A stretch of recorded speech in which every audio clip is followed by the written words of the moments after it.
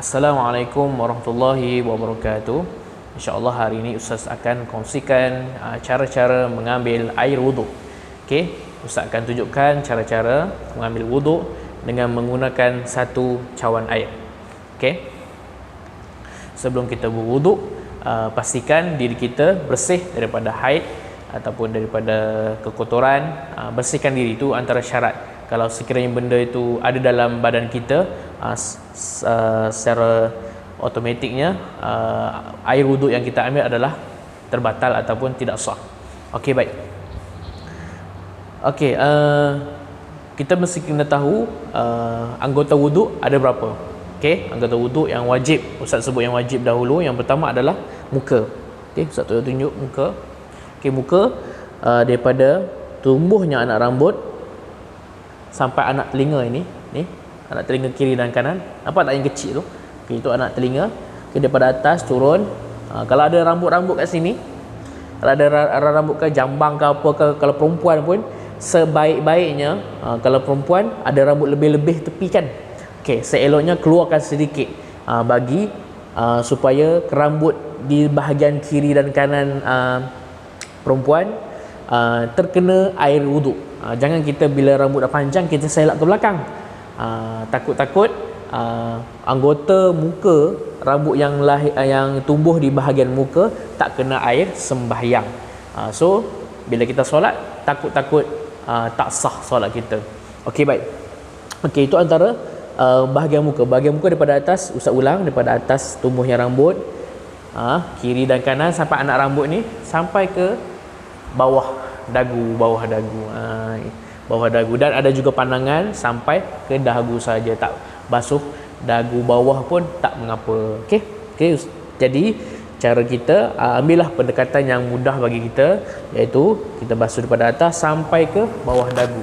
Selamat. Sebab apa bawah dagu? Sebab kemungkinan bawah dagu ni pun ada rambut-rambut yang tertumbuh, contohnya macam lelaki ada janggut.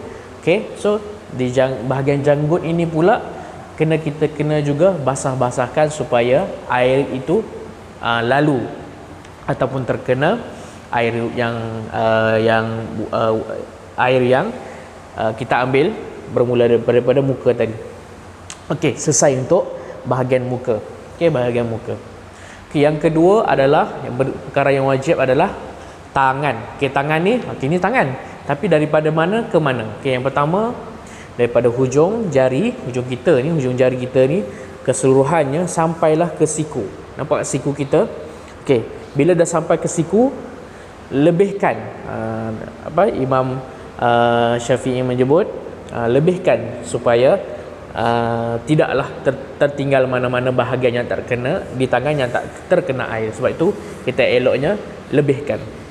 Sama juga di bahagian tangan kiri. Okey, selepas tangan, perkara yang wajib adalah yang perlu dibasuh adalah bahagian kepala. Okey, bahagian kepala ni bermula daripada anak rambut yang tadi dia ke atas. Ke atas. Contohnya sekiranya seseorang itu tiada rambut, botak ataupun sebagainya, macam mana nak basuh bahagian kepala?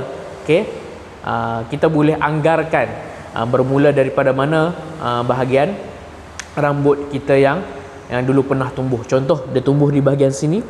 Okey, di batu belakang botak. Okey, kita anggarkan di situlah bermulanya kita kena basuh bahagian kepala. Okey, kita sama ada kita nak basuh sedikit pun boleh, kita nak basuh semua daripada atas ke belakang pun tidak menjadi masalah. Okey, seterusnya anggota wajib yang seterusnya adalah bahagian kaki.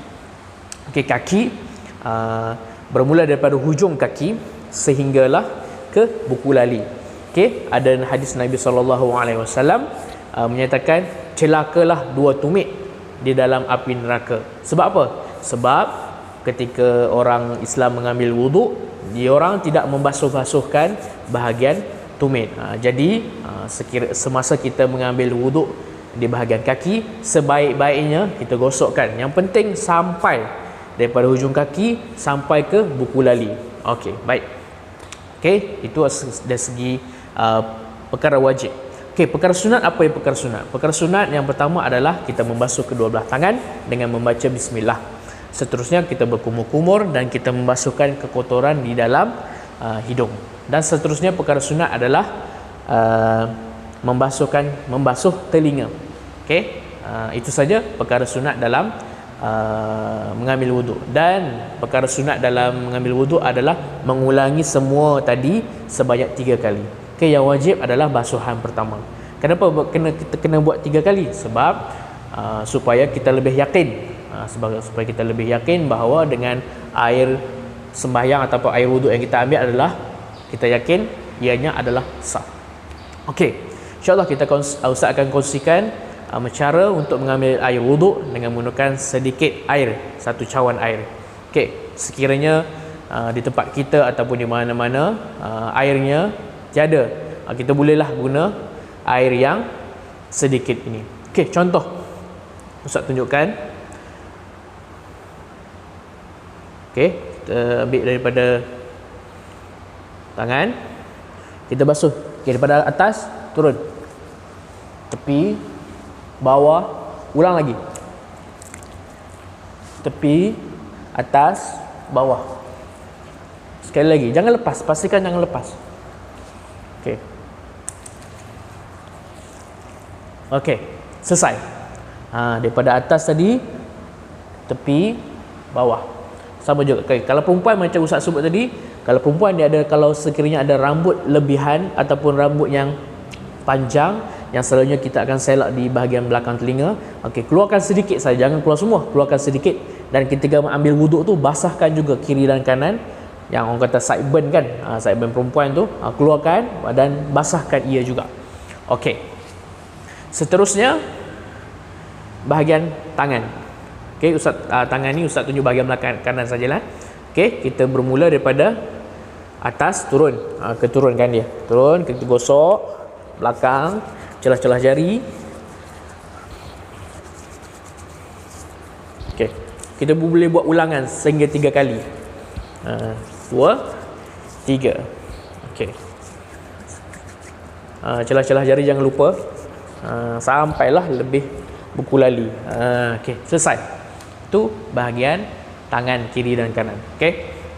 Okey, seterusnya adalah bahagian kepala. Bahagian kepala macam Ustaz sebut tadi, sama ada kita nak basuh sedikit, bukan dibasah di dahi, kita basahkan di bahagian kepala, dia bermula dengan anak rambut. Okay, kalau tak ada rambut, kita memandai melalukan air itu ke kepala sahaja sekiranya tiada rambut.